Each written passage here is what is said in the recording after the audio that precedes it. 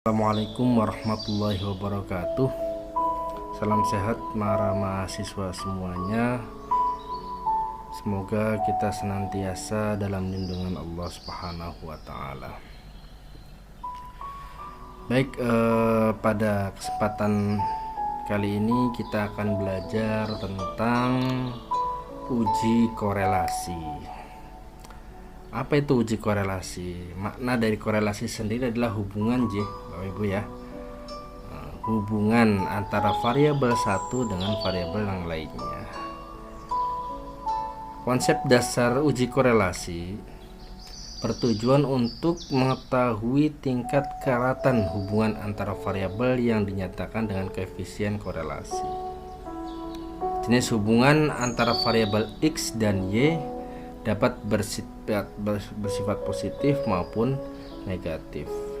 Kita sama-sama tahu ketika pas kita mencari hubungan itu pasti hubungannya bisa jadi positif, bisa jadi negatif, seperti itu Bapak Ibu ya.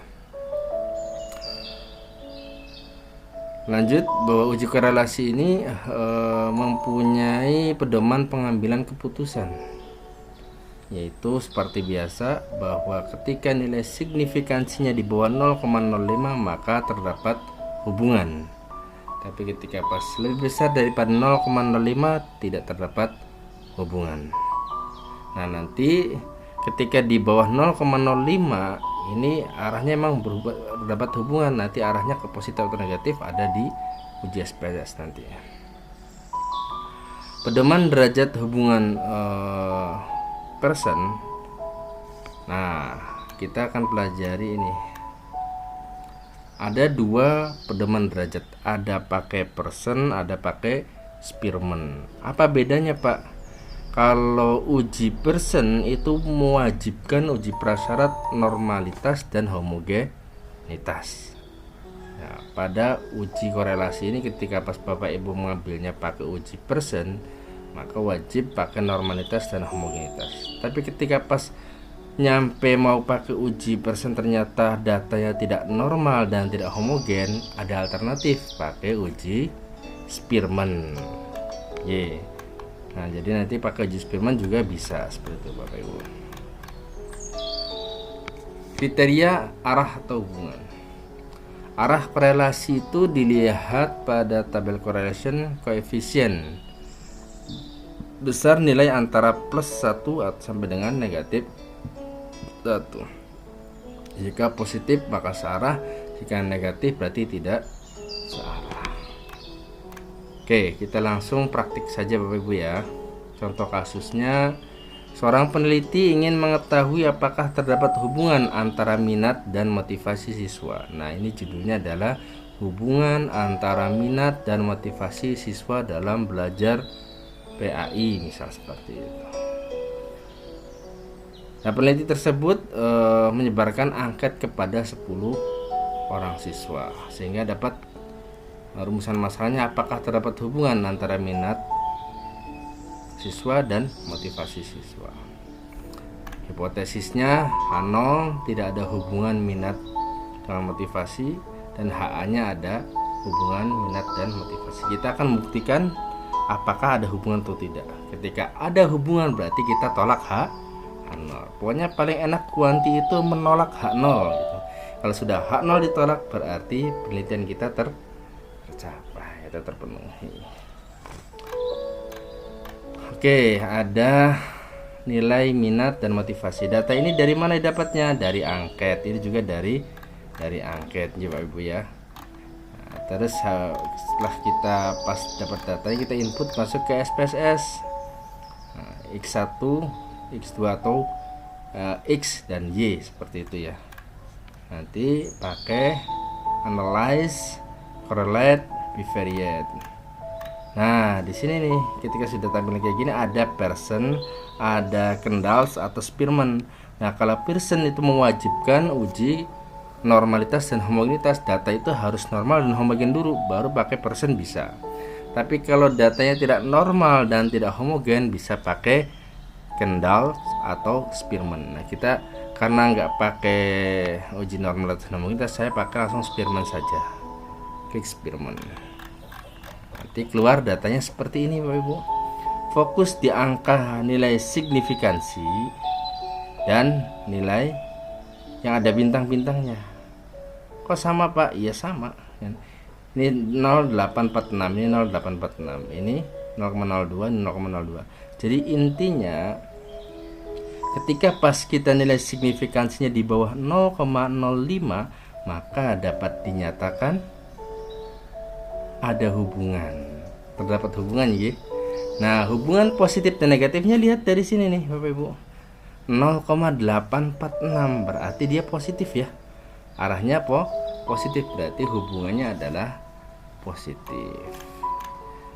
Mari kita analisis lebih dalam. Perhatikan signifikansi hubungan berikut. Berdasarkan hasil output diketahui bahwa 0,02 lebih kecil dari 0,05, maka artinya terdapat hubungan yang signifikan. Tadi saya jelaskan. Dan terus ketika nilai 0,846 artinya tingkat keakuratan hubungan korelasi antara minat dan motivasi adalah sebesar 0,846 atau dapat dikatakan sangat kuat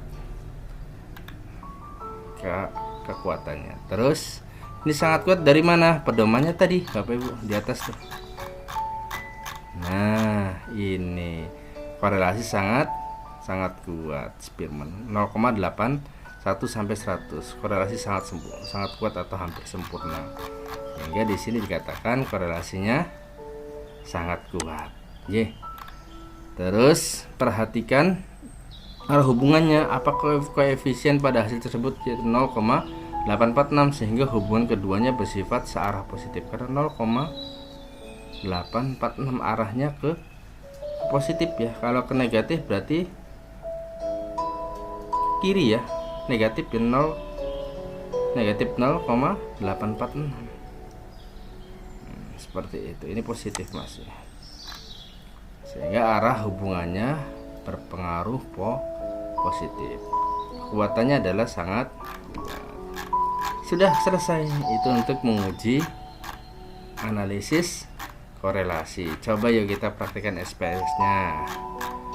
Kita copy ininya ya. Copy. Kita pastekan di SPSS.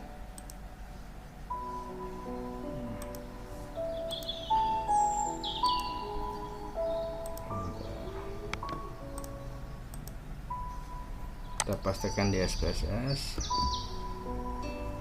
Sudah, kita masuk ke variabel view. Yang pertama ini adalah minat, ini motivasi. Kembali ke data view pelan-pelan. Ya sudah ya, ini minat, ini motivasi. Kita analisis, analyze apa tadi? Correlate, bivariate untuk menguji korelasi. Terus kita dua-duanya masuk ke sini, masukkan ke variabel. Yang di checklist adalah Spearman karena kita nggak pakai uji normalitas dan homogenitas. Umpamanya datanya tidak normal, tidak homogen, saya pakai Spearman. Terus oke. Ini dia datanya. Sama ya Bapak Ibu ya. Nilai signifikansinya 0,02. Berarti dia terdapat pengaruh. Pengaruhnya positif negatif. Di sini masih 846. Kalau negatif di sini ada negatifnya, negatif 846. Karena di sini positif berarti dia pengaruhnya positif. Kriterianya sangat kuat. Jadi hubungannya sangat kuat seperti itu. Selesai Bapak Ibu. Nah, nanti silakan latihan untuk mempraktekkan uji normalitas di link yang akan saya berikan.